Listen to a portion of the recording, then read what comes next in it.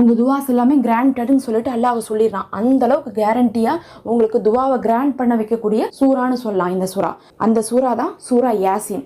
சூறா யாசினை பற்றி சொல்லும் போது ஒவ்வொன்றுக்கும் ஒரு இதயம் இருக்குது. அதே மாதிரி குர்ஆனுடைய இதயமாக யாசின் சூறா இருக்குன்னு சொல்லிட்டு சொல்லப்படுது. யார் ஒருவர் இந்த யாசின் சூறாவை ஒரு முறை ஓதுறாங்களோ அவர்கள் 10 குர்ஆன் ஓதிய நன்மை கிடைக்குது.